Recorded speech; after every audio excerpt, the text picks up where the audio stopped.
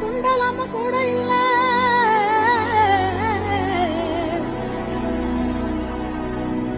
வாழ் தூக்கி நின்னா பாரு, வந்து சண்டை போட்ட எவனும் இல்ல.